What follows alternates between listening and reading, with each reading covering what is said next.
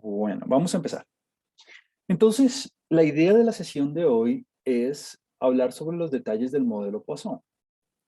Habíamos arrancado la vez pasada diciendo claramente que el modelo Poisson lo vamos a trabajar con variables de conteo. Es decir, ya no vamos a trabajar con procesos binarios de éxitos y de fracasos, como hicimos con el modelo beta binomial, sino ahora vamos a trabajar, vamos a modelar variables de conteo. Entonces, bajo nuestro supuesto de intercambiabilidad, habíamos dicho la vez pasada que bajo el paradigma bayesiano se admite la formulación jerárquica donde, condicional a un parámetro teta, los conteos tienen distribución Poisson. Y obviamente tenemos que ponerle una distribución a teta. Esta es la formulación jerárquica. Bien, este va a ser nuestro último modelo de un solo parámetro. Ya vamos a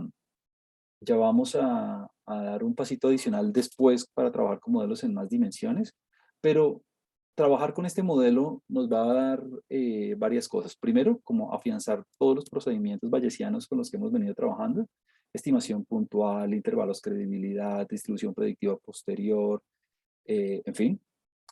Y además, vamos a dar como unos primeros indicios de cómo trabajar con Monte Carlo. Pero bueno, lo veremos cuando trabajemos con el ejemplo. Y lo que les decía la vez pasada era que, claro, este es el modelo más simple, pero es un modelo muy restrictivo, porque hay una relación de media varianza muy específica, porque usted sabe que eh, el valor esperado es igual a la varianza igual a teta. O sea que el cociente media varianza o varianza media es 1, siempre. ¿Eso siempre ocurre? No. En ese sentido, pues usted va a tener disponibles otras alternativas como la distribución binomial negativa, otras distribuciones que manejen sobredispersión o subdispersión. Y bueno, son otras alternativas que están ahí que obviamente involucran más parámetros, pues porque tengo que tener en cuenta más características, pero como le decía, yo siempre arranco con el modelo más sencillo, más parsimonioso, y si este modelo sencillo pasa las pruebas de bondad de ajuste y pasa las pruebas de predicción, me quedo con este. Si no, pues ahí sí hago un cambio y complico el modelo. De lo contrario, nada. Le hacemos con el paso de uno. Entonces, vamos a arrancar con este modelo, a pesar de que tenga esa restricción de media varianza. Muy bien. Veíamos la clase pasada que la distribución conjunta, hicimos como toda la cuenta. En este caso, la distribución muestral tiene esta forma particular, teta a la s, donde S es la sumatoria de todos los valores por E a la menos N teta sobre la productoria de los Y factorial. Pero entonces, de aquí veíamos un par de cosas importantes. Lo primero es que S va a ser nuestro estadístico suficiente en este caso nuevamente. Utilizando el teorema de factorización, se puede demostrar de manera formal. Ese ya nosotros lo vimos cuando vimos el modelo beta binomial, entonces no vale la pena gastarle tiempo a eso ahora. Pero bueno, ese S va a ser como nuestro estadístico fundamental a la hora de calcular la distribución posterior, a la hora de trabajar con la distribución predictiva posterior, en fin. O sea que necesito métodos computacionales eficientes para calcular el estadístico de prueba, para calcular el estadístico suficiente, perdón. ¿Por qué? Porque la distribución posterior se basa en ese estadístico. Obviamente, cuando tengo una sola dimensión, pues calcular un solo estadístico suficiente no tiene lío. Pero cuando tengo varias dimensiones, o sea, un conjunto de parámetros más amplio, pues tengo que enfocarme mucho en cómo calcular esos estadísticos suficientes de manera muy rápida para que esto sea computacionalmente viable. En este caso, pues es un solo estadístico, entonces no va a tener ningún lío. Muy bien, entonces habíamos visto entonces que la distribución posterior, en este caso, pues siguiendo nuestro mantra de posterior, donde la distribución posterior es proporcional a la distribución muestral o la verosimilitud, como le quiera decir, por la previa, me queda esta expresión, teta a la s por e a la menos n teta por la previa. Juan Camilo, ¿qué pasó con la productoria? Bueno, mire que no depende de teta. Y como la posterior es función de teta, la posterior es una función de probabilidad, una función de densidad, eh, donde el argumento es teta, pues la puedo obviar. Eso hace parte de la constante de normalización. Y en este caso, tenga cuidado en algo, ¿no? Estamos trabajando con una distribución Poisson de parámetro teta, entonces la restricción paramétrica es un poco más amplia que la del modelo beta binomial. ¿Cómo así? Ah, pues que teta ya no vive entre 0 y 1. Teta ya no vive entre 0 y 1. Teta vive entre 0 e infinito, ¿no? El espacio de paramétrico en este caso va de 0 a infinito. Entonces, la distribución previa, la distribución que va a captar mi estado de conocimiento externo al conjunto de datos, tiene que ser una distribución que tenga ese recorrido de 0 a infinito. Ahora, para aquellos que les guste trabajar con el estadístico suficiente directamente, otra formulación alternativa del modelo sería formularlo no con base en los yes directamente, sino por medio del estadístico suficiente, ¿no? Decir, bueno, es equivalente decir que las y son condicionalmente independientes con distribución Poisson, o que la suma, ya que la suma es el estadístico suficiente, toda la información acerca de teta para hacer inferencia sobre teta está contenida en S. Entonces, ese dado teta va a tener distribución Poisson n teta. ¿Por qué? Porque las observaciones son condicionalmente independientes y igualito que con el modelo beta binomial. ¿De dónde sale que la suma es condicionada en teta, tiene distribución Poisson n teta? Bueno, me decían la vez pasada en clase que esto se puede demostrar vía la función generadora de momentos, ¿no?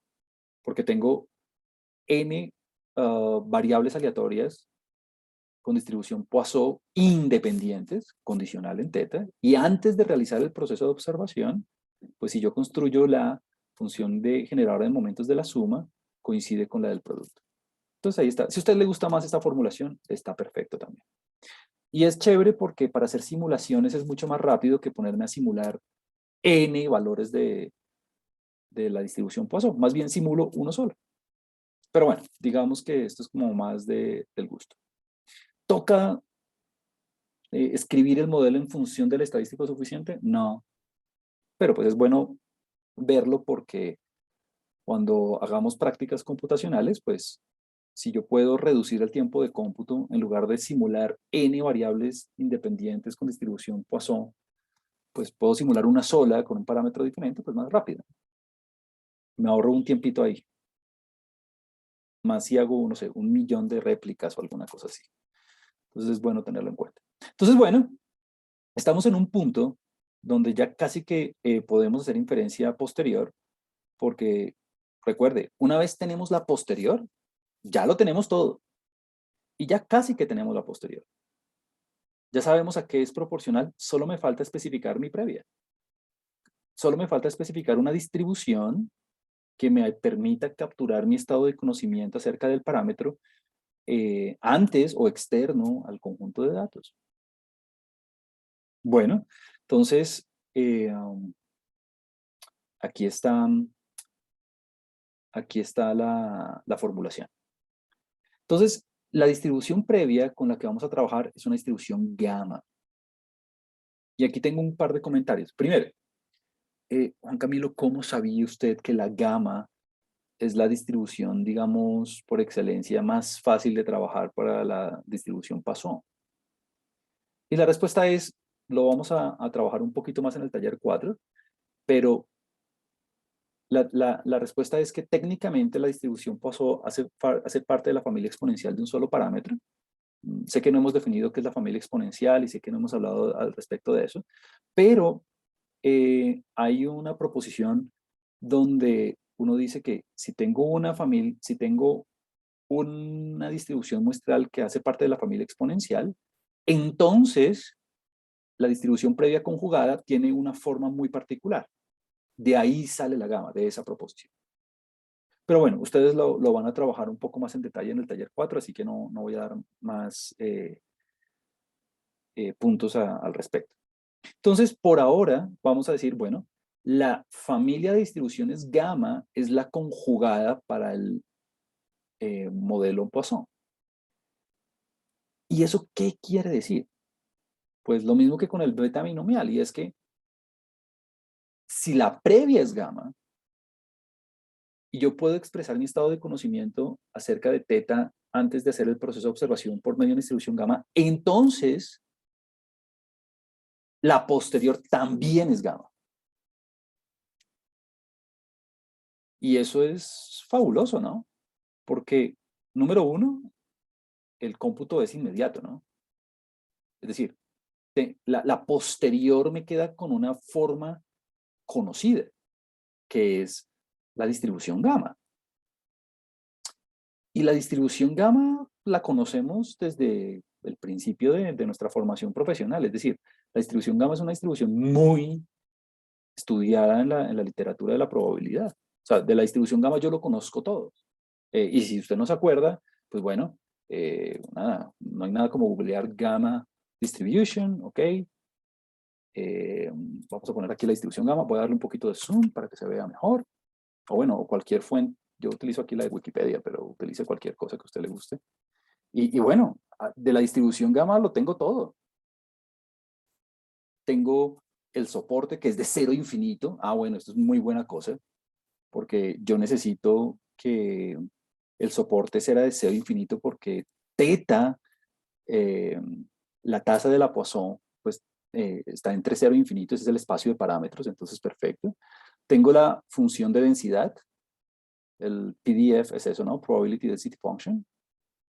Tengo la función de distribución acumulada, Cumulative Density Function, ahí está. Cumulative Distribution Function es.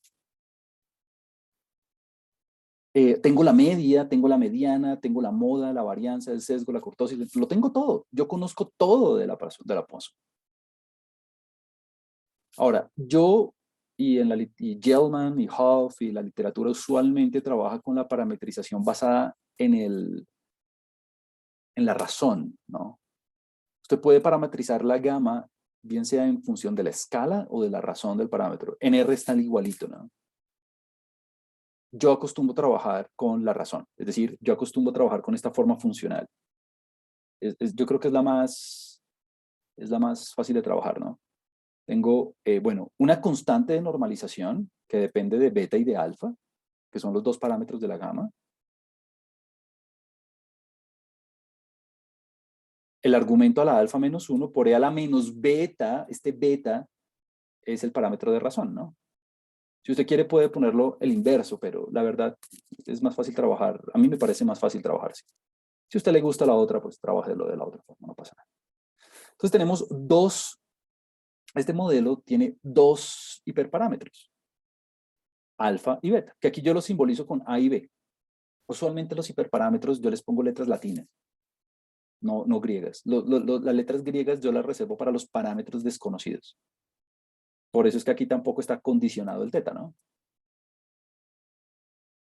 Entonces, tenemos una constante de normalización, beta a la alfa sobre gamma de alfa. Esta constante, que depende únicamente de los hiperparámetros, es lo que hace que la integral me dé 1, de 0 a infinito.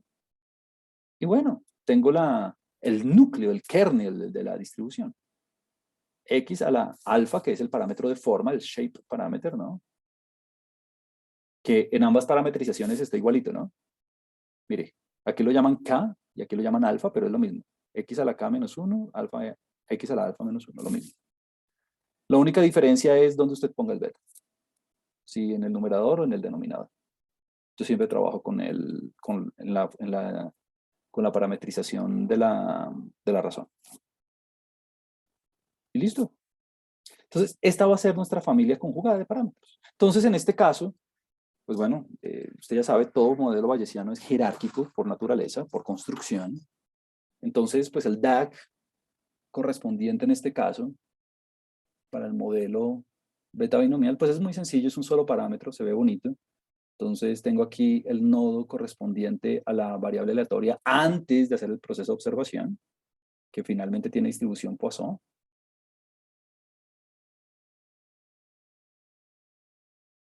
Esta observación proviene de otra cantidad aleatoria que es teta, y esta descomposición viene vía garantizada por el teorema de De Fenetti, que tiene distribución gamma,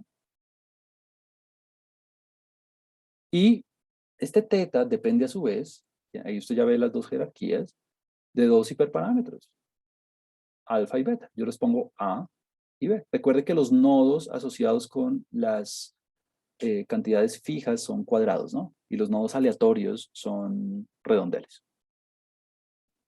Muy bien. Ahí estuvo. Este es el modelo, este es el DAC del modelo con el que estamos trabajando.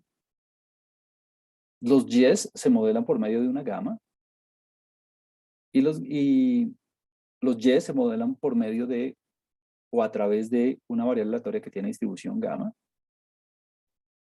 Y la gamma tiene a su vez dos parámetros conocidos que tiene que especificar el consultor, el analista, el investigador, ¿no? De acuerdo con su estado de información previo.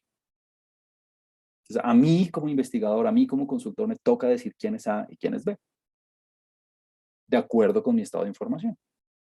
Igual que con el modelo beta binomial, igualito. Bueno, entonces, ¿cómo funciona la posterior?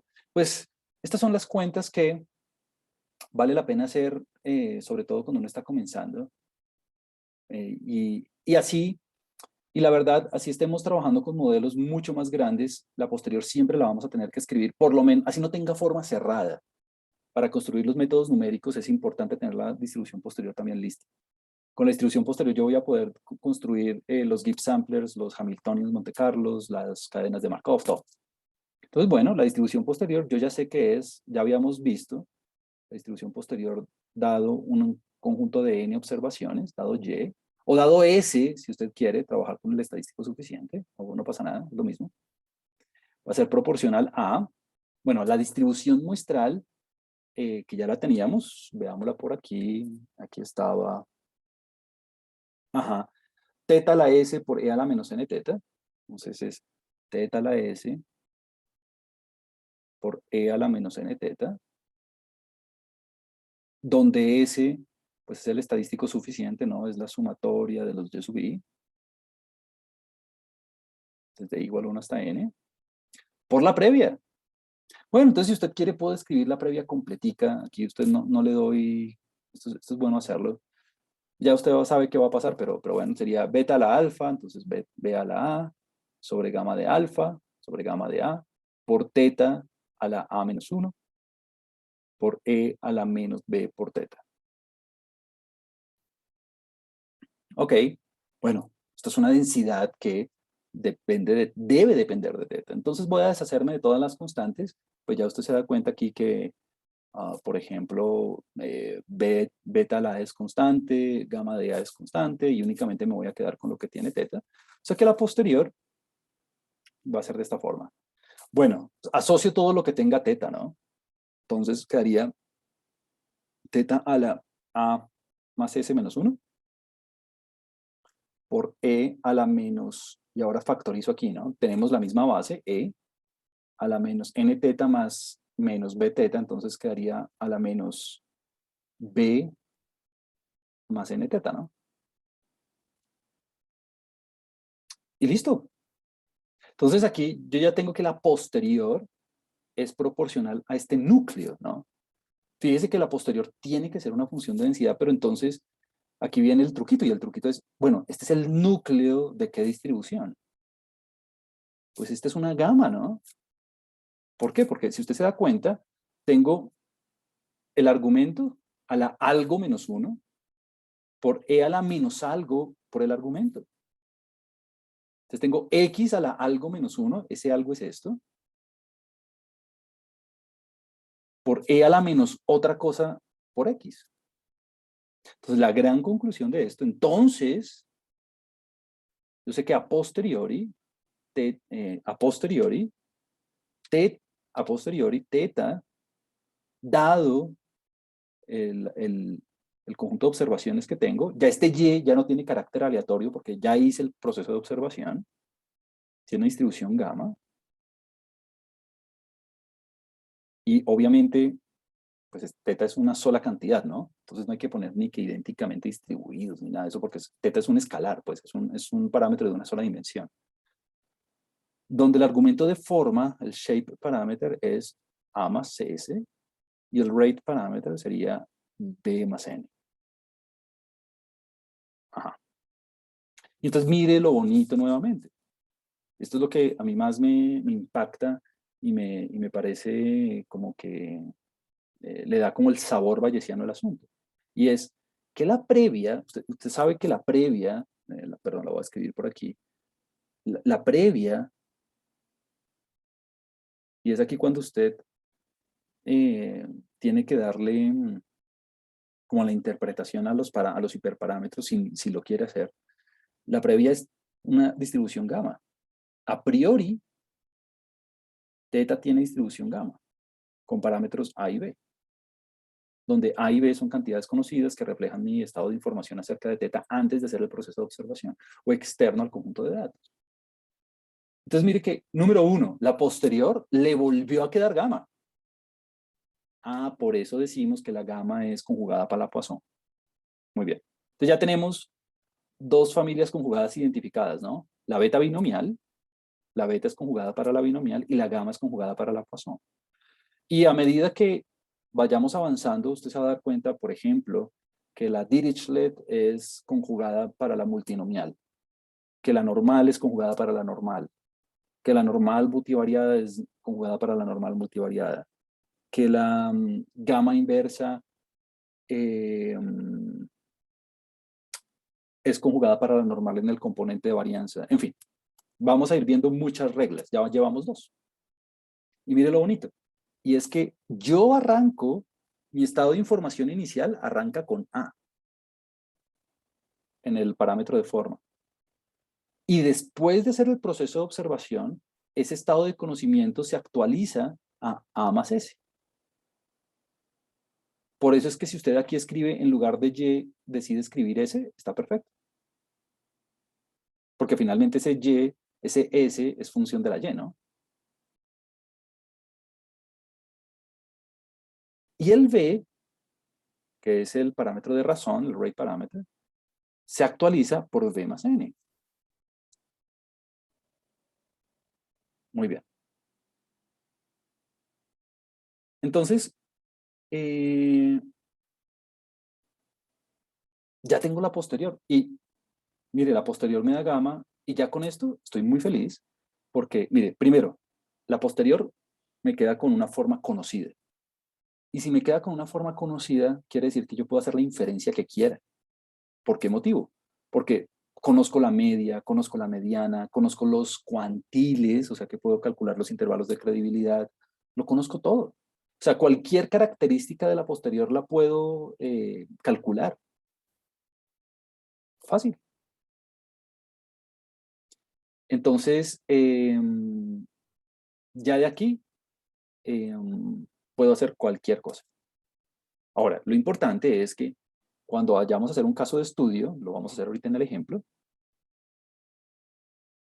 nosotros sepamos especificar, pues bueno, quién vamos a poner de A y quién vamos a poner de B, ¿no?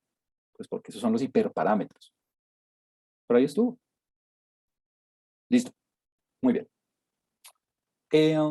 Entonces, por eso se llama modelo Gamma-Poisson. Entonces vamos a ver un par de características. La primera es, ¿cuál es la media posterior? Bueno, ya sabemos que pues, la Poisson hace parte de la familia exponencial. Entonces, pues bueno, admite la representación por medio de una familia conjugada o por una mezcla de familias conjugadas. Pero bueno, cuando veamos la familia exponencial esto va a ser un poco más claro. Y veíamos la vez pasada que cuando yo tengo un miembro de la familia exponencial, la media posterior, que es el estimador puntual por excelencia porque minimiza la pérdida cuadrática a posteriori, taller número 2, ¿no? La media posterior, pues tiene una forma muy familiar. ¿Cuál es la media posterior? Si yo voy a trabajar con el modelo Gamma Poisson y quiero estimar teta puntualmente, bueno, utilice la media, por ejemplo. que es el estimador óptimo bajo esa función de pérdida que acabamos de mencionar. ¿Y cuál es la media de una Poisson? Pues perdón, ¿cuál es la media de una gamma? Pues la media de una gamma es alfa sobre beta, ¿no? Entonces, ahí está, alfa sobre beta. Alfa sobre beta. A más S sobre B más N. Ahí está la media. A más S sobre B más N. Listo, ese es el estimador puntual. Bueno, pero entonces lo bonito es que nosotros podemos reexpresar esto como para darle un sentido práctico, un sabor más interpretativo a los hiperparámetros. Lo podemos reparametrizar muy sencillo, ¿no? Entonces, claro, si usted se da cuenta, esto es lo del truquito de sumar y dividir por la cantidad correcta, ¿no? Y es, separo esta suma, obviamente me queda un común denominador, separo esta suma, entonces mire que ambos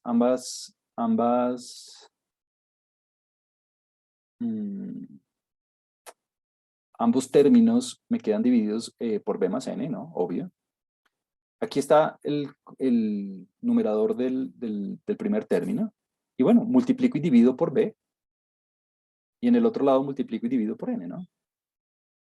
Entonces me queda un resultado muy bonito. Y es que la media posterior, el estimador de Bayes, que minimiza la función de pérdida cuadrática, pues es una combinación lineal de la media a priori, a sobre b, es la media a priori de teta, ¿no? Porque teta tiene distribución gamma con parámetros a y b. O sea que a sobre b es el valor esperado a priori. Es una combinación lineal de a sobre b, de la media a priori, más otra combinación, otro peso, que multiplica a la media muestral, S sobre N. O sea que si usted se da cuenta, tiene la media posterior, el estimador posterior, tiene dos componentes. Uno que le da un peso, llámelo usted omega sub 1, por ejemplo, a la media a priori, y otro peso que le da a la distribución, a los datos, a la media muestral, que es el estimador máximo verosímil en este caso, ¿no? Y de aquí usted ya puede sacar varios resultados, puede sacar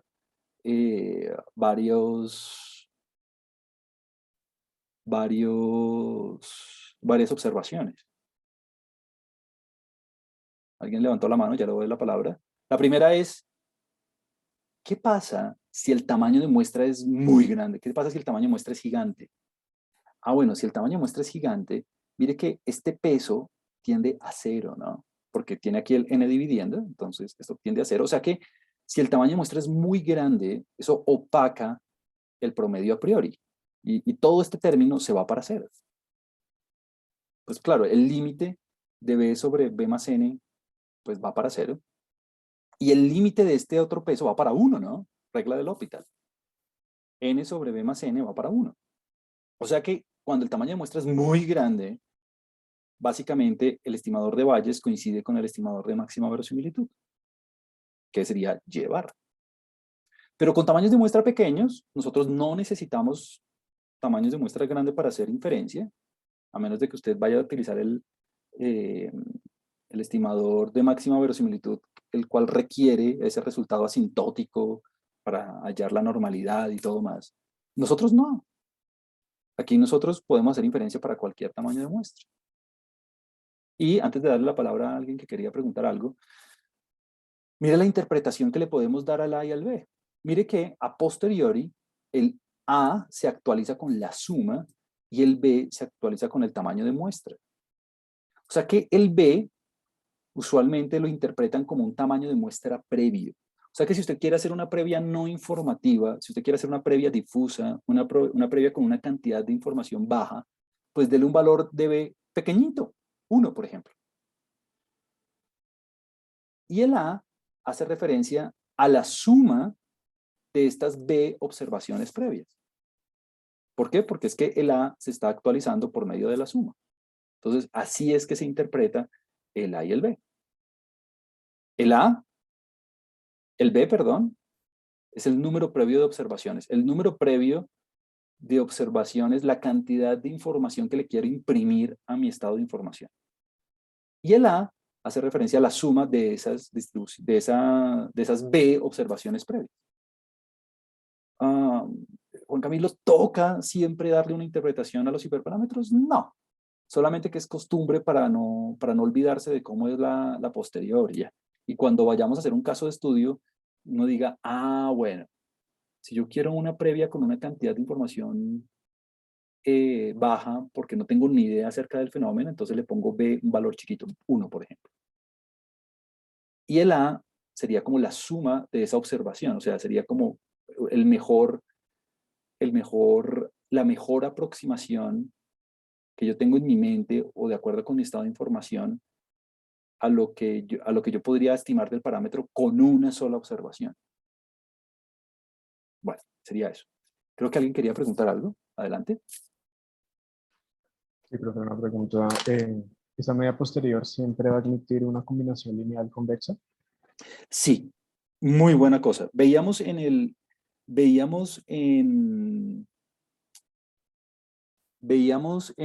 modelo beta binomial una proposición, eso está en el script pasado, es una proposición que ya tiene un par de años, de hecho, por lo menos 30, 40 años, y es que cuando mi distribución muestral hace parte de la familia exponencial, la media posterior siempre se puede expresar como una combinación convexa del estado de información a priori con la información muestral. Siempre.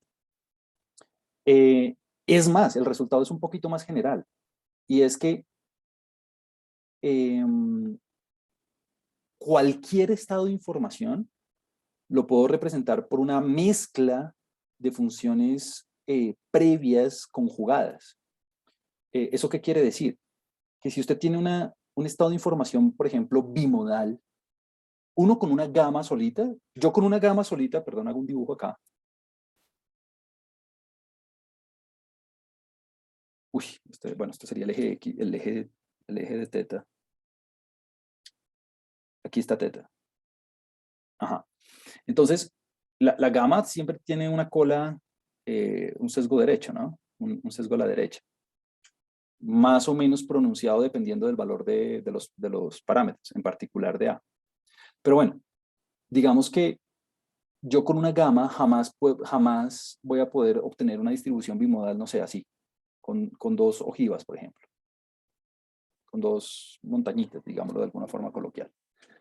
Entonces, ¿qué puedo decir? Que yo con una combinación lineal de gamas sí puedo obtener esta combinación bimodal.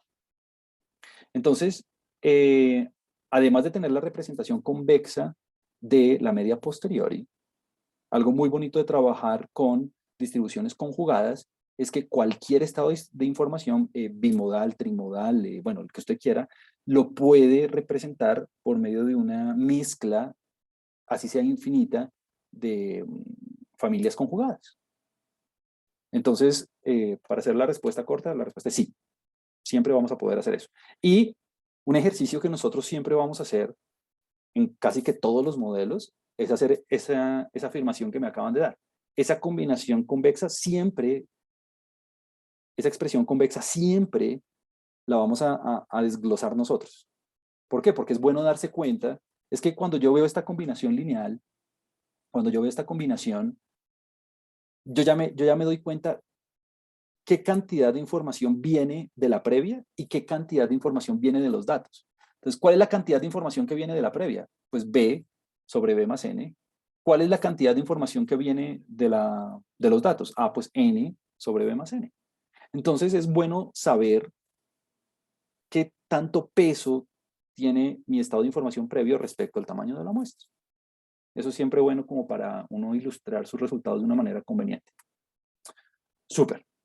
Entonces, bueno, este es el resultado general. Y bueno, y los cuantiles me sirven para trabajar los intervalos de credibilidad, ¿no? Muy bien.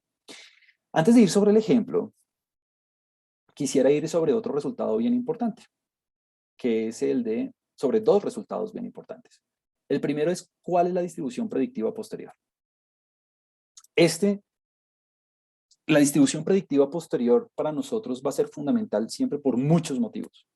Y le voy a dar dos. El primero es porque claramente me permite a mí hacer predicciones y en caso de haber de datos faltantes o de tener datos no respuesta por algún mecanismo aleatorio o completamente aleatorio, me permite a mí hacer imputación. Y la otra razón por la cual la distribución predictiva posterior es muy importante es porque por medio de la distribución predictiva posterior voy a poder evaluar la bondad de ajuste del modelo. Es decir, no sé si ustedes recuerden la clase pasada cuando hablábamos de las redes y veíamos en las redes que tenían cierta densidad, cierta transitividad, cierto grado. Bueno, por medio de la distribución predictiva posterior, yo voy a poder generar conjuntos de datos de forma que con esos datos yo pueda evaluar si esas características, la densidad, la transitividad, el grado, la sortatividad o lo que usted quiera, es tenido en cuenta, capturado o representado por medio del modelo, en particular por medio de la distribución predictiva. Si es así, entonces tenemos una buena bondad de ajuste, y si no, pues no. Y nos toca cambiar de modelo, nos toca ver cómo lo corregimos. Igual como hacemos en el ciclo de la ciencia de datos común y corriente, es propongo un modelo, lo evalúo, y si la capacidad predictiva o de bondad de ajuste no me da, pues vuelvo a empezar el ciclo. Y listo. Entonces la distribución predictiva posterior en todos los modelos es fundamental. Es como la distribución posterior, o sea, la posterior y la distribución predictiva posterior son la piedra angular de todo esto. Siempre las vamos a tener que sacar, siempre. Sin eso no tenemos nada.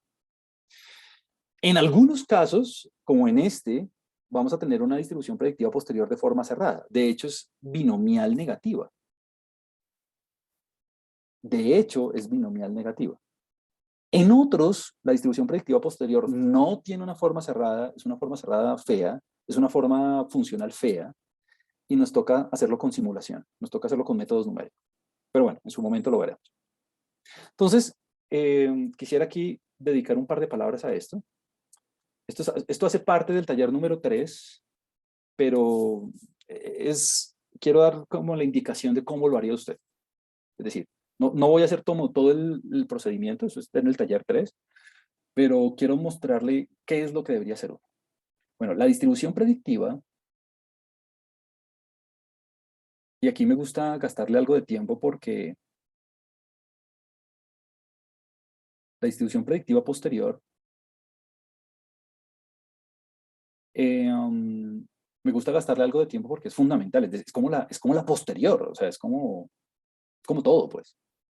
Entonces, recuerde, es la distribución probabilística que me dice a mí cuál es el comportamiento de una nueva observación o de una observación futura o no observada dentro del conjunto de datos, dado que ya actualicé mi conocimiento acerca del parámetro que estoy estudiando. Entonces, fíjese que esto no debe depender de teta, ¿no? No debe depender de teta. Entonces, bueno, aquí es el truquito, el de siempre, ¿no? El truquito de siempre es, bueno, introduzco teta, pero haciendo la marginalización. Y sería, bueno, esto sería P de y asterisco, coma teta, de teta. Y en este caso, bueno, sobre el espacio de parámetros. Solo que, pues, bueno, aquí yo hago la factorización de siempre. Y entonces me va a quedar lo de siempre. Bueno, en este caso me va a quedar la integral de 0 a infinito. Y va a ser una integral de una sola dimensión, pues porque tengo un solo parámetro, ¿no? Teta. De P de... Ah, perdón, me faltó condicionar aquí. Dado Y, ¿no? Dado Y. Dado Y, ¿no? Dado lo que yo observé, ¿no? Dado el conjunto de parámetros. Dado el conjunto de observación de teta. Muy bien, entonces aquí me va a quedar, bueno, la distribución de probabilidad de la nueva observación, dado teta y Y. fíjese que es algo que usted no se tiene que aprender de memoria por la distribución posterior, ¿no? Es la factorización que se obtiene vía la definición de distribución condicional. Ajá. Muy bien. ¿Y aquí qué? Bueno, y aquí ya todo, ¿no? Aquí ya lo tenemos todo, porque resulta que esto me queda igual a la integral de 0 a infinito de... Bueno, en este caso, mire que el proceso generativo de los datos, como tenemos observaciones condicionalmente independientes dado teta, pues esto no va a depender de y. Entonces me va a quedar la distribución de un nuevo dato dado teta, pero es que eso es una Poisson. Entonces aquí me va a quedar una Poisson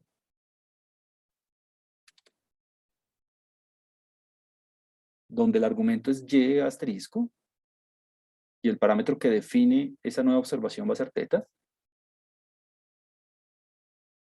Obviamente el proceso condicional de independencia condicional es lo que me permite a mí escribir esto, ¿no? ¿Por qué? Porque la nueva observación no va a depender de y. ¿Y quién es la posterior? Ah, bueno, y P de teta dado y ya lo tengo, es la posterior. Entonces, por la posterior, que es una gama, donde el argumento es teta, y los parámetros son A más S y B más N de teta. Y bueno, y aquí sí es, échale álgebra. Es decir, acabo escribiendo esta línea y no más. Y aquí es echar álgebra porque esto es pura cuentica, ¿no? Ah, bueno, y toca incluir, aquí sí nada que proporcional, aquí sí nada de eso, aquí sí toca hacer la cuenta completica. ¿Por qué? Porque estamos integrando respecto a teta, ¿no? Entonces aquí toca incluirlo todo. Entonces, bueno, la Poisson, ¿cómo es una Poisson? Sería e a la menos lambda por lambda a la x sobre x factorial. Listo. Por la gamma. Ah, bueno, gamma sería beta a la alfa, entonces sería b más n a la alfa, o sea, a la a más s, por gamma, sobre gamma de alfa, o sea, sobre gamma de a más s. Nunca se aprenda esas distribuciones de memoria, obviamente después de tanto tiempo, pues uno ya se las aprende, pero pues siempre va a tener disponible todos los apéndices de cualquier libro, de Google o de lo que sea, por teta a la alfa menos 1, por e a la menos beta a la teta. Ajá. Y hágale. Saque constantes, bueno, haga todo el proceso de integración. Boom, boom, boom, boom, boom. Cuando usted hace eso y saca las constantes, se da cuenta que lo que le queda por dentro es el kernel de una gama, en fin. Todo, esta integral no se ponga a hacerla, ¿no? No se va a poner a hacer ningún método de integración raro. No, saca constantes, asocia términos y usted se da cuenta que lo que le queda por dentro es el núcleo, el kernel de una gama. Y cuando usted hace eso, le va a dar el inverso de la constante de normalización. Era el truquito que mencionábamos la vez pasada cuando lo hicimos con el beta binomial. Cuando usted hace eso y organiza los términos, ahí eso es lo harto, ponerse a organizar los términos, el resultado es que la distribución predictiva es una binomial negativa. Entonces, varias cosas aquí, antes de ir, sobre el ejemplo, y es, lo primero es, mire que esta binomial negativa, que aquí yo le pongo arribita la forma funcional, ¿no? Esta es la binomial negativa que depende de dos parámetros. Ahí está. Esta es la parametrización más común.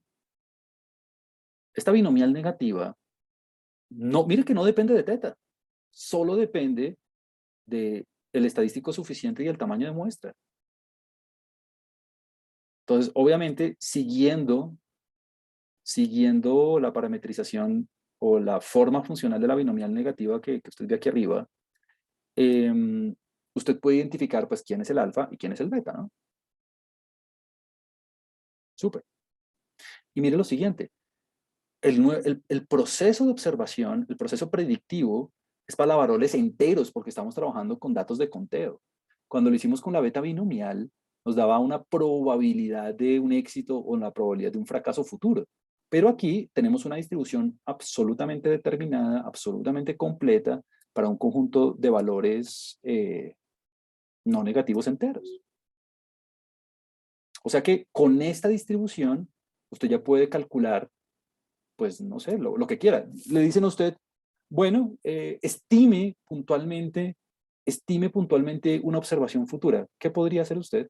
Ah, pues, no sé, estímelo con la media.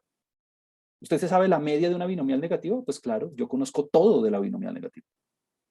Entonces lo puedo estimar con el valor promedio, o la mediana, o lo que quiera.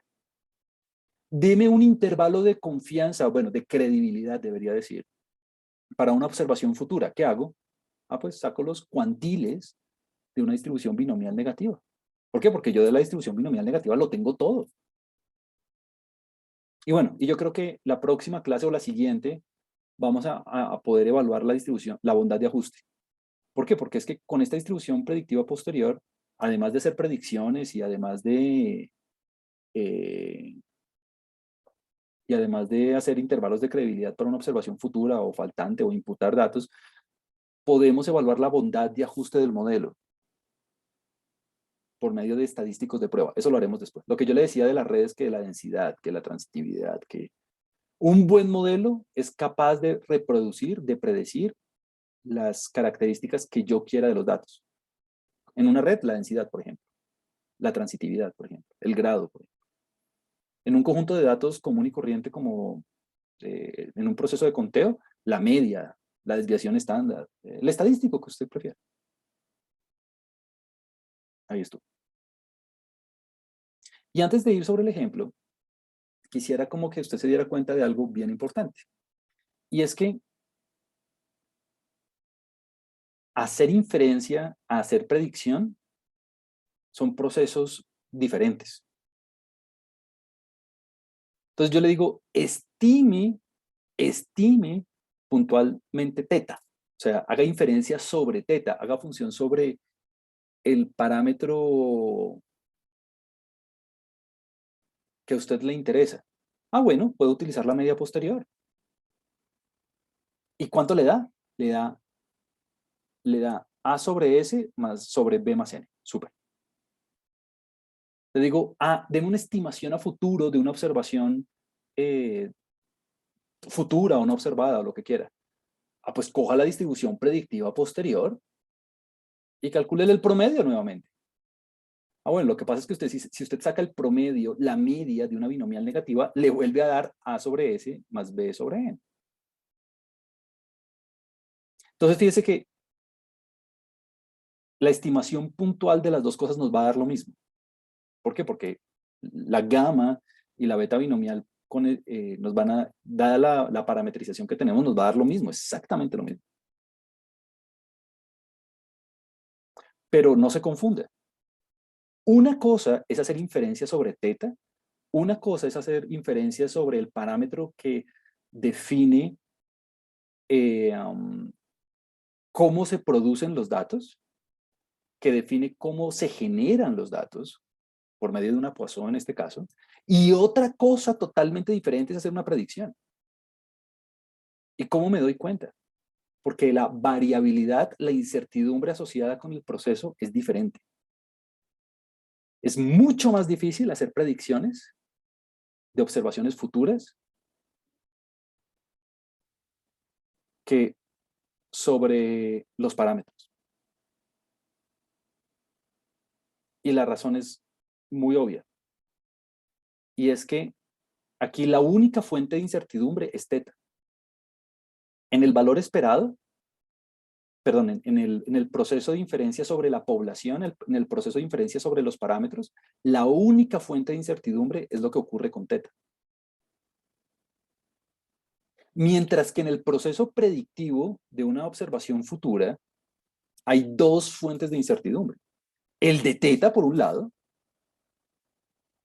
que lo tuve en cuenta cuando hice la integración aquí por medio de la marginalización, y por el otro, entonces mire, aquí está la incertidumbre acerca de teta por medio de la posterior. Y por el otro lado está la incertidumbre relacionada con el mecanismo aleatorio que le da vida a los datos, que sería la Poisson. Si se fija que aquí la integral tiene dos componentes, la de teta, que tiene cierta incertidumbre, y la del proceso generativo de los datos, dado ese teta que desconozco. Por eso es que siempre la predicción conlleva más incertidumbre que la estimación del parámetro como tal.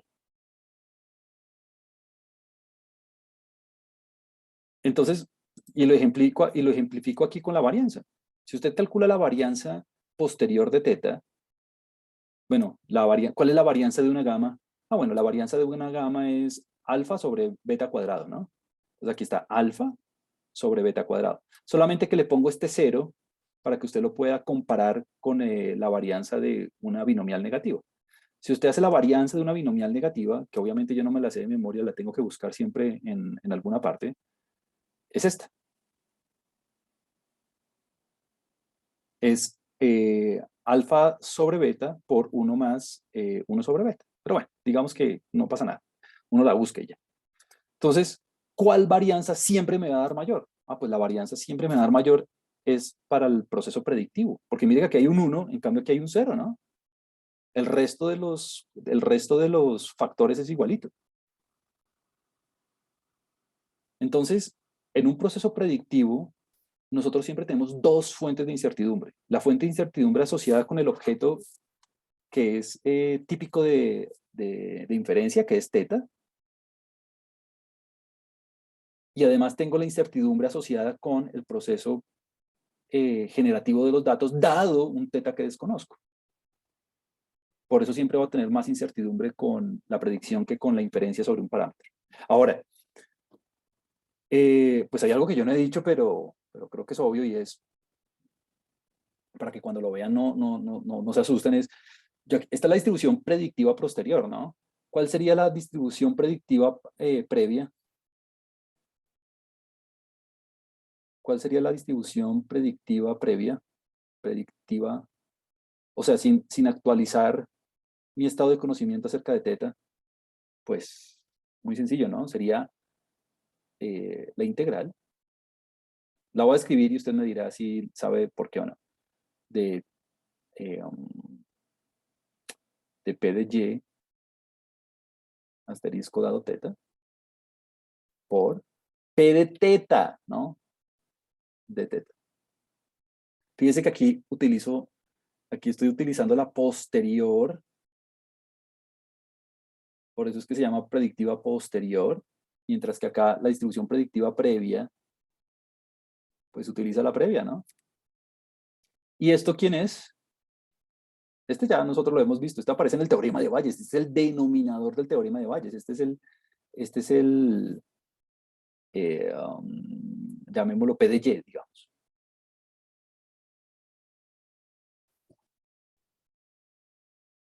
Cuando tengo una sola observación, ¿no? Entonces, es la misma cosa, solamente que una utiliza la previa y otra utiliza la posterior. Y esto es lo que nosotros, cuando nosotros hacemos la posterior y decimos que es proporcional a, esta es la partecita que nosotros nos estamos ahorrando en el cómputo, pero que podríamos hacer, pero da pereza hacerla, porque pues, simplemente nos fijamos en el kernel y ya. Por eso de alguna manera la inferencia bayesiana es computacionalmente es más compleja que la frecuentista porque tenemos que hacer unas integrales difíciles.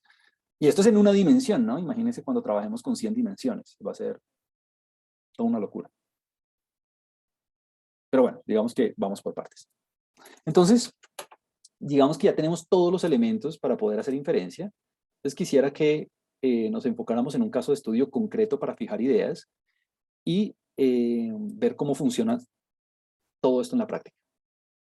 Entonces, son las 3:04.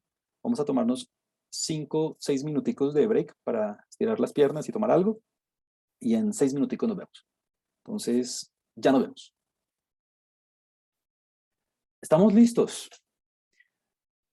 Yo creo que con esto que ya hemos discutido de teoría acerca del modelo Gamma-Poisson, ya podemos hacer un caso de estudio bien interesante en el que quiero que modelemos principalmente el número de hijos en una población determinada y veamos cómo dependiendo de la población con la que estamos trabajando, pueden haber comportamientos diferentes respecto al nivel educativo de las personas que estamos examinando. Entonces, este caso de estudio, de alguna forma, es un caso de estudio muy sencillo de hacer, en el que quiero trabajar con los datos del Censo Nacional de Población y Vivienda en Colombia, porque simplemente para emular lo que está hecho en HOF, por ejemplo, que es el libro estándar que estamos utilizando para el curso, hace exactamente lo mismo, pero con los datos del censo de Estados Unidos. Entonces yo dije, bueno, quiero ver si los hallazgos que obtuvo HOF con el censo de Estados Unidos los puedo generalizar o los puedo encontrar aquí también en Colombia. Entonces, lo que HOF hizo en su momento, ustedes lo pueden ver en el capítulo 4, creo que es, o capítulo 3, es, ok, quiero ver si existen diferencias significativas o no entre el número promedio de hijos en las mujeres, y él eligió una edad en particular que eran las de 40 años. ¿Será que las mujeres más preparadas tienen una tasa promedio de número de hijos más grande o más pequeña que las que son menos preparadas? ¿Será que las mujeres de 40 años, él eligió ese rango de edad, tienen, presentan diferencias significativas con las mujeres que tienen menos educación? Entonces uno esperaría, de acuerdo a lo que uno pues, escucha y sabe de las ciencias sociales y demás, que sí, ¿no? Usualmente las mujeres que tienen menos nivel educativo tienden a tener más hijos que las que no. Entonces, yo quise replicar los hallazgos de Hoff en este contexto colombiano, pero ya no utilizando el censo de Estados Unidos, sino obviamente el censo nacional de población y vivienda. Y no solamente me voy a quedar con las mujeres de 40 años, sino que lo voy a hacer a través de todos los quinquenios de edad. Resulta que en el módulo de personas, la información está codificada no por edad puntual, sino por quinquenios de edad. Entonces, voy a enfocarme inicialmente de 40 a 44 años, como para emular el estudio de Hoff, pero después lo voy a hacer a través del tiempo, igual que hicimos el análisis de las víctimas del conflicto la vez pasada. Entonces, a través de todas las edades, con el propósito de ilustrar este modelo Gamma-Poisson. Y entonces aquí quisiera hacer un par de acotaciones bien importantes, porque esto define la filosofía de la estadística de alguna forma. Y yo necesito que usted, como estadístico o como persona que trabaja con datos, sepa que hay varias maneras de lidiar con este problema. La primera es, bueno, pues este censo, pues básicamente tiene la educación, tiene los niveles educativos de las personas y tiene los rangos de edad y, de hecho, otras 38 variables más. En el módulo de personas son como 40 variables. Pero entonces, de acuerdo a la filosofía de las poblaciones finitas, de acuerdo con la filosofía del diseño de muestras, pues si yo tengo una población finita, como en este caso, que de hecho es de alrededor de, vamos a ver, alrededor de 7 millones de personas, pues alguien me puede decir, fácil, calcule el número promedio de hijos para las mujeres sin pregrado o menos, calcule el número promedio de hijos para las mujeres con educación superior o más, o sea, con pregrado o más, y mire la diferencia. Y mire qué tanta es la diferencia. Y punto. ¿Por qué? Porque de acuerdo con esa filosofía, nosotros tendríamos una población finita y tenemos un censo, entonces tenemos básicamente acceso al parámetro. Pero desde el punto de vista de los modelos, estamos haciendo algo un poco más allá. Y es que, bajo el paradigma de los modelos, la población sobre la cual uno hace inferencia es mucho más amplia que la población finita de referencia. ¿Por qué? Porque nosotros estamos haciendo inferencia no solamente sobre esas mujeres de las cuales proviene la información, sino cualquier mujer que sea similar en las características más relevantes a las que estoy examinando, por ejemplo, el estrato socioeconómico, por ejemplo, el lugar de residencia y demás, a las mujeres de donde estoy tomando la muestra. Es decir, bajo el diseño, bajo el enfoque de la población finita, la variabilidad, la aleatoriedad únicamente provendría del diseño de la selección de la muestra, y como tengo el censo, pues entonces no habría incertidumbre en ese sentido porque puedo tener acceso a las cantidades poblacionales directamente. Pero nosotros estamos haciendo algo más allá, estamos haciendo un modelo, y es decir, estamos haciendo inferencias sobre una población más grande, y es cualquier mujer que se pueda encapsular dentro de las características más relevantes del estudio, aplica también estos resultados. Entonces, por eso es que estoy haciendo un modelo.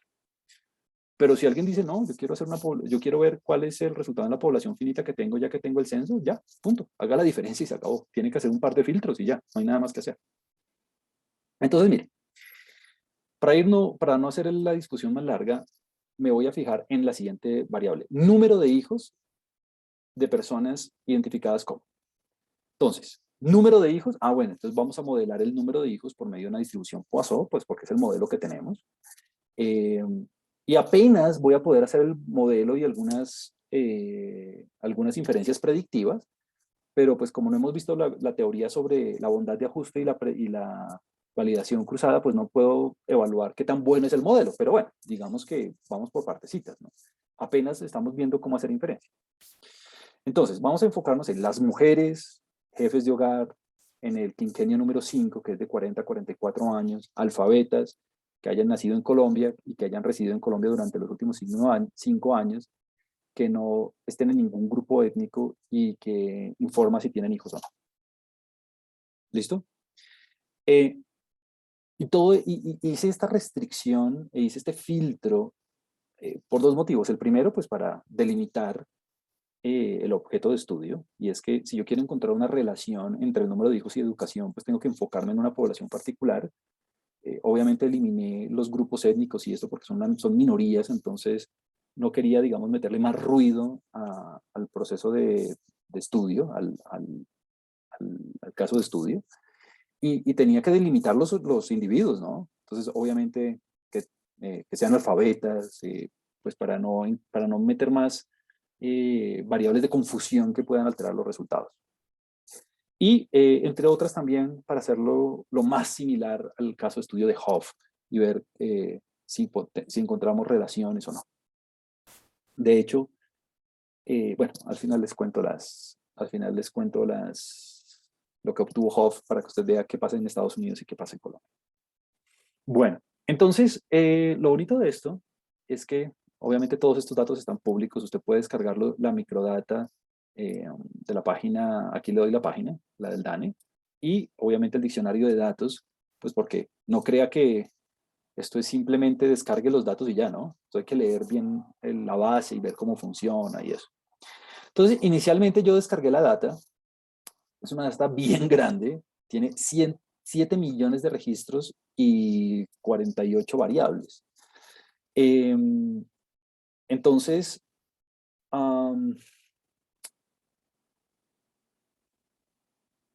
no quise trabajar con toda la data, con toda la data full, por varios motivos. El primero es que el procesamiento se complica bastante.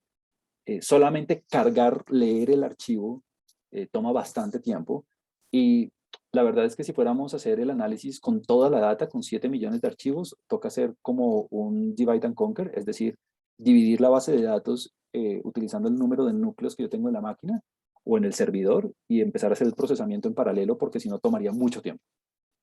Es número uno eso. Y pues claramente esta no es una clase de computación estadística, entonces no quise irme en esa dirección. Así que lo que hice fue simplemente tomar una muestra aleatoria simple de esos 7 millones de registros al 1%. Y ver qué ocurre utilizando esa data. Al 1% son 70.000 registros. Eso es más que suficiente para poder hacer la inferencia.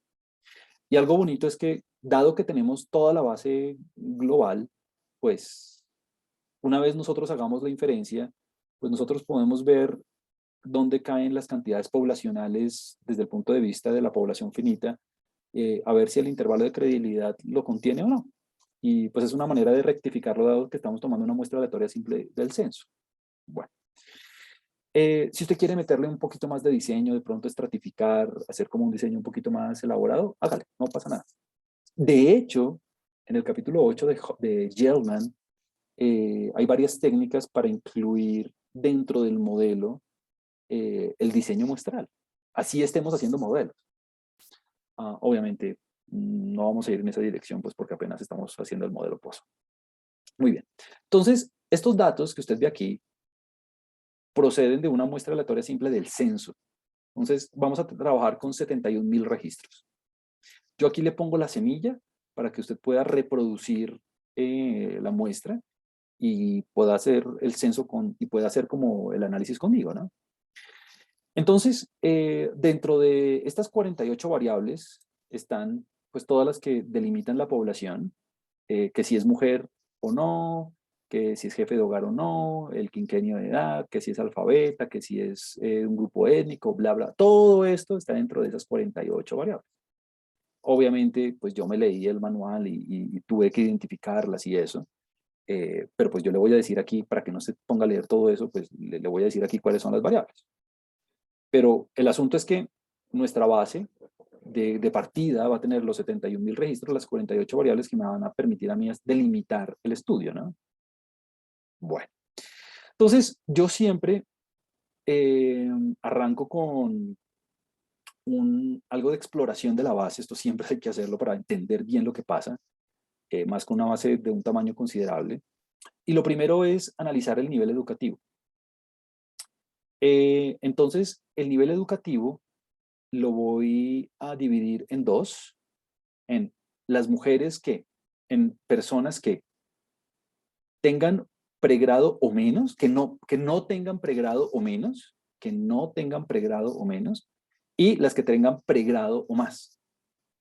Entonces, dentro de esa variable, usted puede buscar los códigos ahí en el diccionario de datos, pues dentro de los que no tienen pregrado o menos, pues están todas las que tienen preescolar, básica primaria, secundaria, media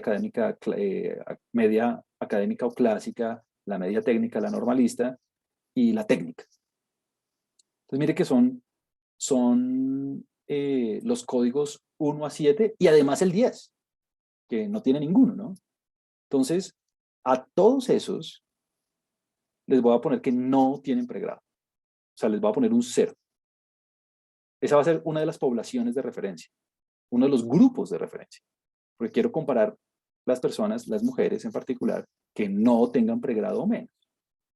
Y a los códigos 8 y 9, o sea, universitario y posgrado, especialización, maestría o doctorado, le voy a poner un 1. Entonces voy a comparar esos dos grupos. Esto es exactamente lo que hace Hoff en Estados Unidos. ¿Por qué? Porque quiero que el estudio sea lo más comparable posible a lo que hizo Hoff en Estados Unidos. Muy bien. Entonces, lo primero que hago es codificar esas dos variables. Una vez hago la codificación, pues miro cómo están las frecuencias. De esta muestra hay 49.000 que están enmarcadas en 0, 16.000 en 1. Es un estudio no balanceado y hay 1.633 en 99, es decir, que no informa.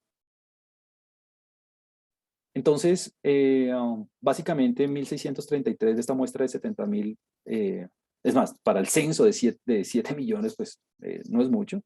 Yo podría imputar esos valores, pero pues bueno, no vamos a utilizar la distribución predictiva posterior en ese sentido por ahora. Entonces los voy a eliminar en su momento. Me quedo con una muestra bien grande, casi de los 70.000. Súper. Ahora miramos el número de hijos. Hay otra variable de las 48 que yo le mencioné, que es el número de hijos nacidos vivos. Y las frecuencias son las siguientes. Hay, no sé, 6.000 personas que tienen 1, 7.000, 2, 3, 4, bla, bla, bla, bla. Hasta 18. Hay una persona en la muestra que tuvo 18 hijos y 22 personas que no informaron. Bueno. Entonces,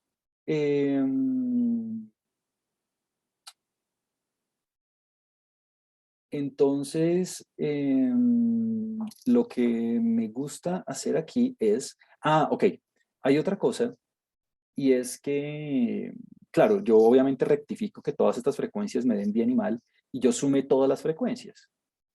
Y al sumar todas las frecuencias no me estaba dando el tamaño de muestra total, y lo que estaba pasando es que habían varias variables con NA.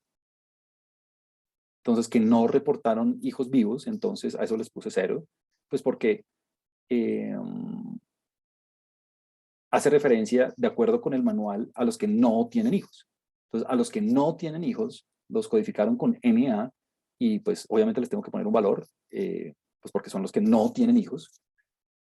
Hay que leer el manual para darse cuenta de eso, y eso les puse 0. Entonces, no es que esté introduciendo un sesgo, no, es que de acuerdo con el manual, de acuerdo con el censo, a los que no tenían hijos les pusieron NA. Entonces, esos tienen valor de 0. Y bueno, y aquí están. 51.000 personas con ceros, y bueno, y el resto. Estuvo.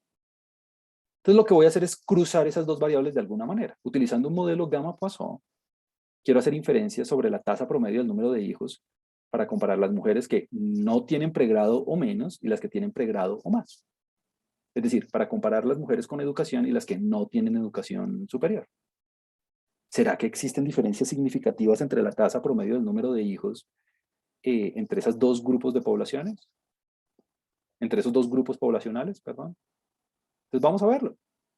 Entonces, vamos a terminar de consolidar la base. Simplemente removemos todos los datos faltantes de la base.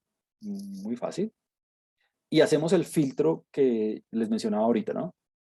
Entonces, primero, que sean jefes de hogar, que sean mujeres, o sea, sexo igual a 2, mujeres, que estén en la edad de 40 y 44 años, que no hagan parte de ningún grupo étnico, que vivan en Bogotá, que hayan nacido en Colombia, perdón, sí, que hayan nacido en Bogotá, que en Colombia, bla, bla, bla, bla. Todo este filtro es ese. Que sean analfabetas, en fin. Y al hacer el filtro, me sale que 69.000 personas cumplen la característica, perdón, para 465 cumplen la característica y 69.000 no. Claro, es un filtro muy especializado, ¿no? Mujeres en un grupo quinquenal de edad específico, que no sean de un grupo étnico, que vivan en Bogotá, que bla, bla, bla. Son 465 mujeres las que me salen a mí. A Hoff le salen unas 200 y pico. O, no, le salen 100 y pico, perdón. Yo tengo más data que Hoff para hacer el análisis. Súper. Muy bien. Entonces, bueno, vamos a hacer el análisis ahora sí. Entonces voy a particionar los datos en dos. Y1 para mí van a ser los datos asociados con las mujeres, el número de hijos de las mujeres en el quinquenio de los 40 a los 40, de los 40 a los 44 años, sin pregrado o menos, y Y2 con pregrado o más. Y aquí está. Entonces, para el primer grupo tengo 355 mujeres. Claro, tiene este tamaño de muestra para el primer grupo, es razonable porque pues en un país como el de nosotros uno esperaría que haya más mujeres sin educación. O sea, que el número de mujeres sin educación sea superior al que tiene educación superior, que es de 110, ¿no? Que sería con pregrado o especialización, maestría y doctorado. Ustedes saben que el acceso a la educación superior es muy limitado aquí en Colombia, ¿no? Muy bien, aquí están los tamaños de muestra. ¿Cuáles son los estadísticos suficientes? Los necesito. Recuerde que para hacer inferencia necesito las sumas. Entonces, la primera suma me da de 748 hijos y la otra de 127. Aquí yo ya empiezo a sospechar algo. Y es que yo digo, sin haber hecho inferencia, sin haber, esto es típico EDA, ¿no? Exploratory Data Analysis. Esto es solamente análisis exploratorio de datos, es decir, ver lo que está ocurriendo con la data sin hacerle nada, sin meterle ninguna estructura probabilística. Y en el primer grupo hay 700, la suma de todos los hijos es de 748 y en el otro de 127. Pues yo ya empiezo a sospechar que hay diferencias entre los dos grupos, ¿no? Tener más educación hace que el número no voy a decir qué hace, pero porque no estoy haciendo ningún modelo causal, pero está asociado con tener menos hijos. Muy bien. Ahora, como voy a implementar un modelo Poisson, lo primero, la otra cosa que yo hice fue, bueno, veamos la relación media varianza muestral a ver qué ocurre. Y lo hice en los dos grupos. Entonces calculé la media dividido la varianza para el primer grupo y lo mismo para el segundo. Y mire que, por lo menos desde el punto de vista descriptivo, desde el punto de vista muestral, me da 1.3 y 1.2 en ambos casos, en 1.3 en el primer caso y 1.2 en el segundo caso, lo que quiere decir que, por lo menos a nivel muestral, hay evidencia de subdispersión, o sea, la varianza es más pequeña que la media. O sea que un modelo de pronto más especializado sería, bueno, hay un modelo muy específico que es el de Conway-Maxwell-Poisson para modelar ese tipo de fenómenos. Pero nada, voy a hacer el modelo Poisson a ver qué. Ahora, la verdad, si a mí me sale esto y yo voy a hacer, y a mí me piden hacer la consultoría, lo que sea, yo lo primero que trato es el modelo Poisson. Y si el modelo Poisson pasa las pruebas de bondad de ajuste y las pruebas de validación cruzada, las pruebas predictivas, me quedo con esto. Si por lo menos, si por ejemplo falla algo en la bondad de ajuste, ahí sí me paso a otro modelo un poco más especializado, como el Conway Maxwell Poisson, pero de lo contrario no. Esto es simplemente para mencionarle que es bueno inspeccionar la bondad de ajuste del modelo, que no lo vamos a hacer en esta práctica, pues porque no hemos visto cómo. Entonces, bueno, hagamos un poquito de EDA. Entonces, ya vimos las sumas, ya vimos que en promedio, para las mujeres que no tienen un nivel educativo alto, tenemos un promedio de 2.1 hijos, mientras que para las que tienen un modelo educativo alto, en Bogotá, 1.1 hijos. Entonces, nuevamente, aquí ya empiezo a ver, pareciera ver que hay diferencias significativas entre los dos grupos. Todavía no lo he hecho, pues porque no he hecho inferencia, pero ya empieza uno a sospecharlo, pues. El número máximo de hijos fue de 6 en el primer grupo, en el segundo fue de 4. Mis sospechas se siguen incrementando. Y bueno, y en ambos grupos el número mínimo de hijos fue 0, perdón. Esto simplemente para ver qué es lo que está pasando en ambos grupos antes de hacer cualquier inferencia. Y bueno, y como todo proceso descriptivo, pues es chévere hacer un gráfico, ¿no? Yo hago aquí un plot común y corriente, le voy a dar un poquito menos de resolución para que se vea mejor. Yo hago aquí un plot de frecuencias muy básico con la librería base. Si usted quiere hacerlo en ggplot, súper. Aquí está. Entonces las frecuencias relativas, las proporciones y el número de ellos. Entonces, en rojo las que tienen menos que pregrado y en azul las que tienen pregrado o más. Y mire, aquí ya sigo sospechando lo que ya venía diciendo, ¿no? Las que tienen pregrado o más tienen frecuencias más altas en 0 y 1 hijos, y las que tienen menos que pregrado tienen frecuencias más altas en 2, 3, 4 y 5 hijos. Entonces, cuando ya empecemos a hacer el modelo y todo eso, yo digo, uy, es natural encontrar las diferencias, pues porque ya desde un punto de vista descriptivo ya lo estamos viendo. Entonces, tenemos que formalizar eso. Muy bien. Entonces, vamos a ver la distribución posterior. Entonces, lo primero es definir cuál es la previa. La previa que yo voy a utilizar es una previa 2-1. Una previa 2-1. Juan Camilo, ¿usted cómo sabe que tenemos que poner un 2 y un 1? Ah, bueno. Entonces, lo primero era la interpretación del B. ¿Recuerda? La interpretación del B es como la cantidad de información a priori que yo le quiero meter a mi estado de información antes de hacer el proceso de observación, antes de yo haber tenido acceso a los datos del censo, sin saber nada del censo. Entonces aquí yo le pongo un 1. Súper. Ahora, a priori, yo quiero ponerle que el número de hijos sea 2. ¿Por qué? Porque yo, Juan, digo, lo que yo siempre he tenido en la cabeza es que los que tienen hijos usualmente dicen, bueno, yo quiero tener la parejita o algo así. Entonces, 2 hijos. Si alguien me dice, y ese es un pensamiento que viene muy desde los 90 para acá, ¿no? Y este es un censo de 2018.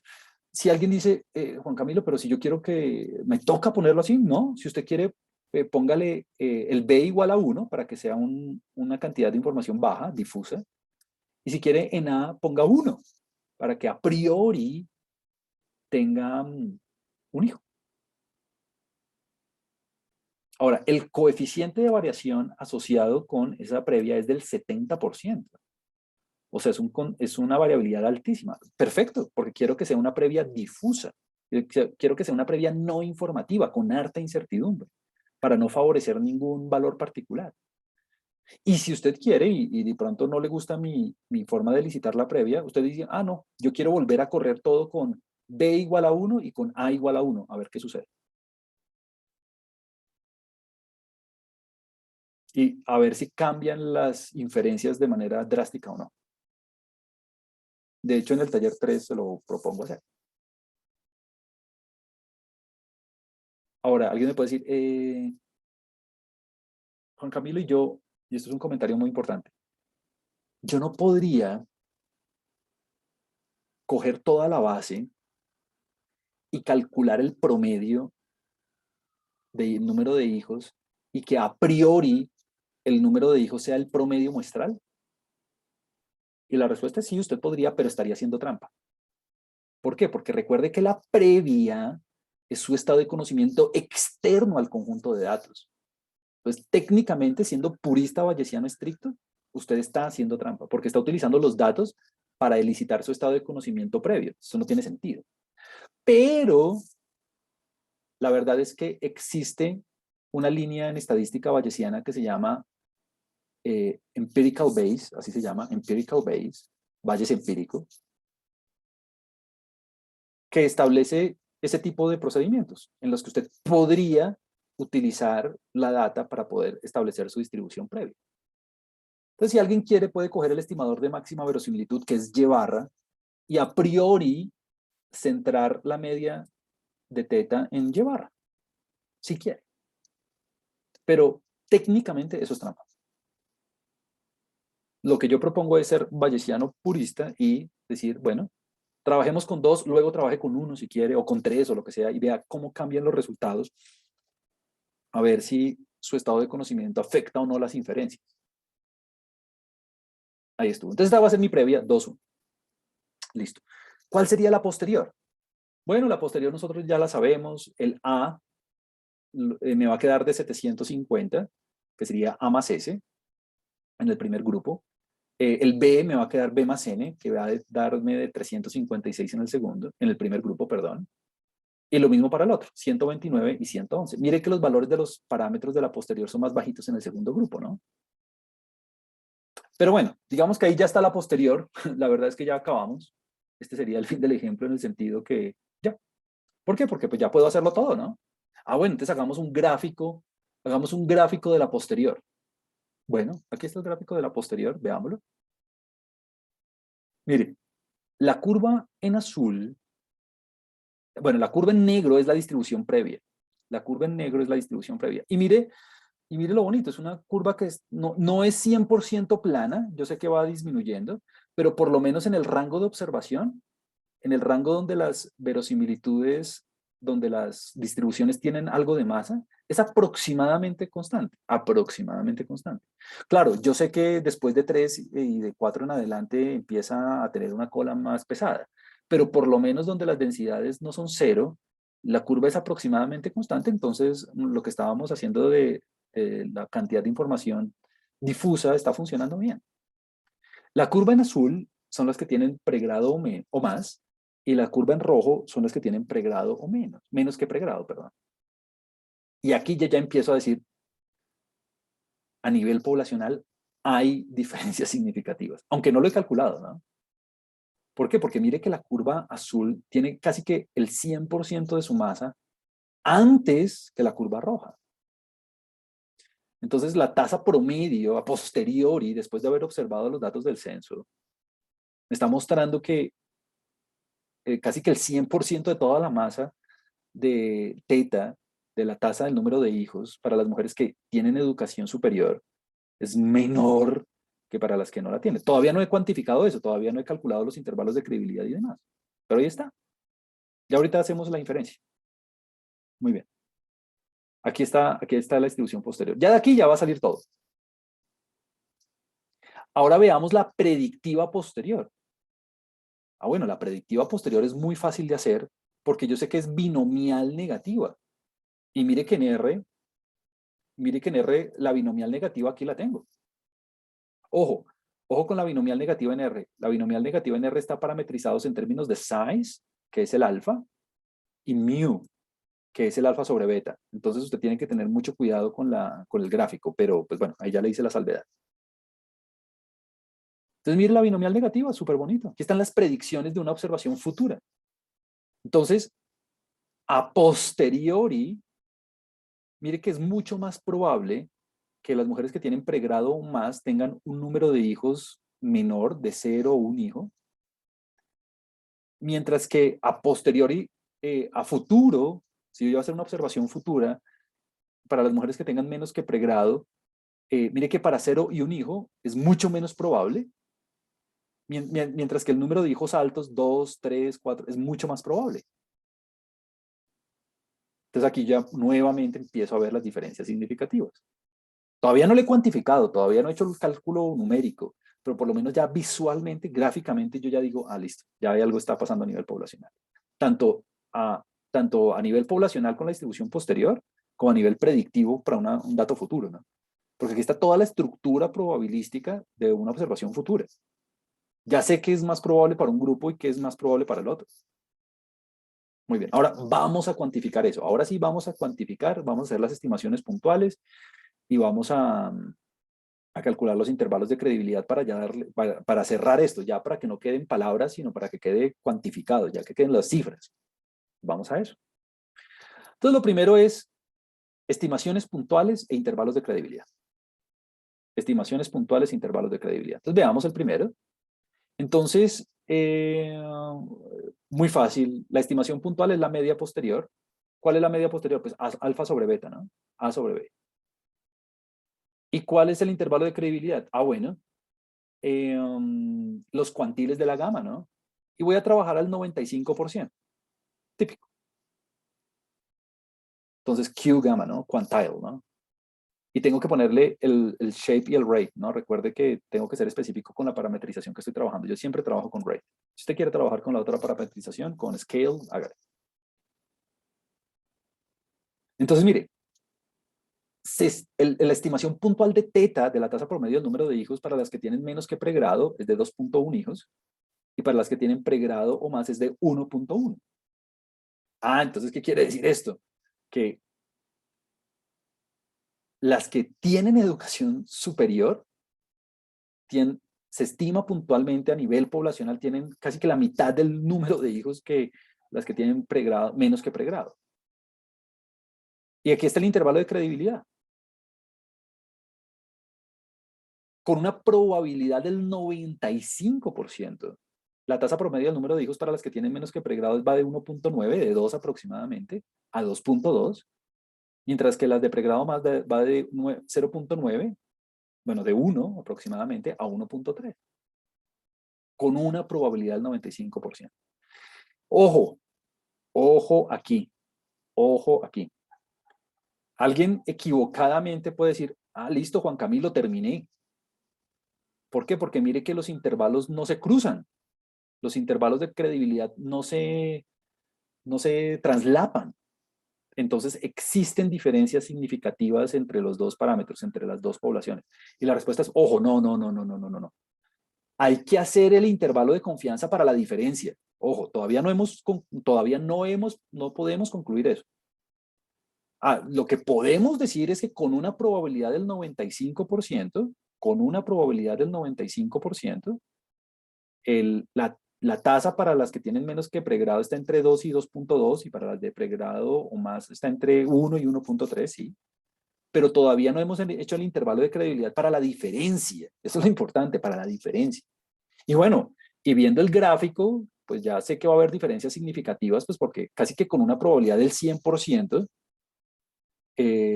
la tasa del número de hijos va a ser menor que para las que tienen pregrado más que para las que no tienen pregrado. ¿Por qué? Porque toda la curva azul está casi que detrás de la curva roja. Entonces, ahí sí puedo declarar las diferencias significativas, pero con estos intervalos todavía no. Ya lo intuyo y ya sé que va a ser así, pero todavía no. Puede pasar que los intervalos se traslapen y haya diferencias significativas. Pilas. Podría pasar. Podría pasar. Muy bien. Y en términos predictivos, pues lo que yo le venía diciendo. La estimación puntual, pues es la misma que la media posterior, ¿no? Porque lo habíamos visto ahorita en el script. La estimación puntual de teta a posteriori y la estimación puntual predictiva es la misma en ambos. Pero aquí quiero enfatizar la varianza. Recuerda lo que le había dicho de la varianza, ¿no? Que aquí había un 0 y aquí había un 1.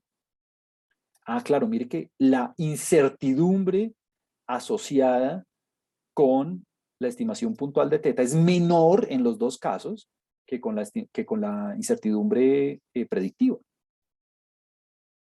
Casi que 3 veces menor. Juan Camilo, ¿podría yo calcular el coeficiente de variación? Sí, para que usted pueda dar unas cifras un poco más palpables, pero bueno, ya con la varianza es suficiente.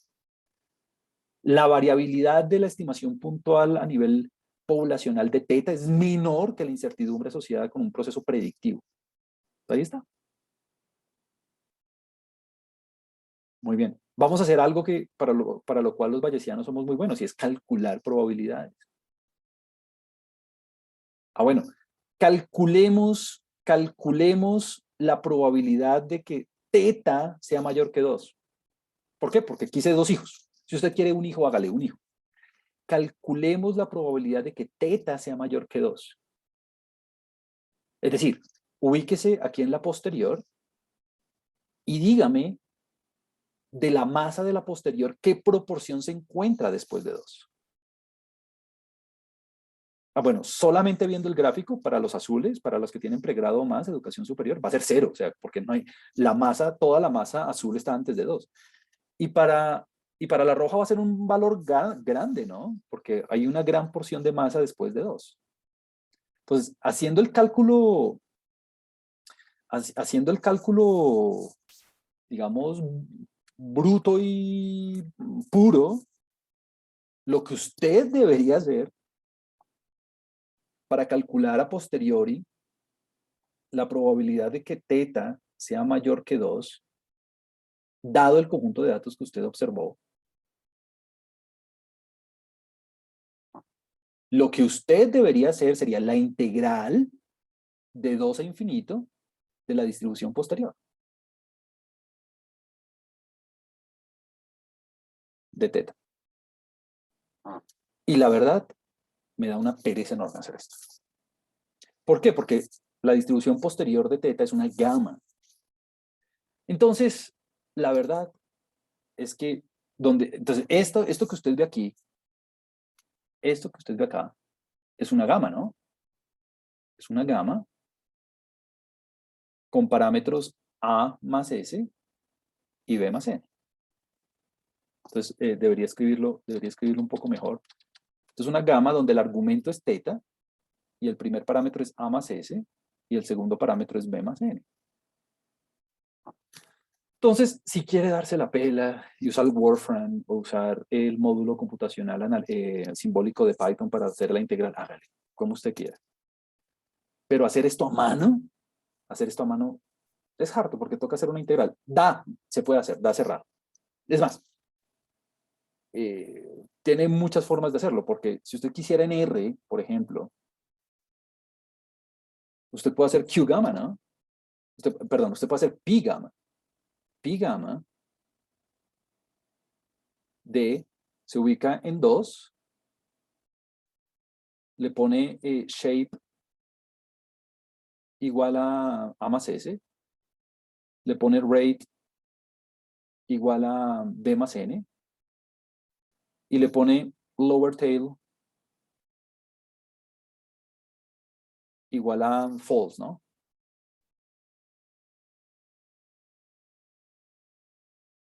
Y bueno, y ya le hace la integral, listo. Y eso le va a dar, en el caso azul, 0, y en el caso rojo le va a dar 92%. Pero la verdad es que yo no lo hago así, yo siempre utilizo Monte Carlo. Entonces lo que vamos a hacer la próxima vez es, vamos a arrancar aquí. Vamos a arrancar como, cómo debería ser, o sea, en qué consiste la simulación de Monte Carlo para calcular esa integral, que le va a dar 92%. ¿Por qué? Porque la mayoría de las veces, esa integral que le acabé de demostrar no tiene una forma cerrada bonita, a veces en R no está hecho la rutina, entonces, sobre todo cuando tengamos múltiples dimensiones. Entonces, la próxima vez voy a arrancar aquí. ¿Cómo utilizar Monte Carlo para poder calcular esas probabilidades y hacer el resto? Y hacer el resto. Entonces, no lo quiero hacer ahora porque no me queda el tiempo y no lo quiero hacer corriendo. Entonces, el lunes arrancamos con simulación de Monte Carlo para estimar esa integral, para estimar esa probabilidad. ¿Listo? Bueno, entonces nada, eso sería todo por hoy. Hoy vimos los detalles del modelo Gamma-Poisson y vimos la inferencia sobre teta y sobre una cantidad predictiva eh, comparando mujeres con y sin educación superior. La próxima arrancamos con Monte Carlo. Bueno, muchas gracias por su tiempo y nos vemos el lunes.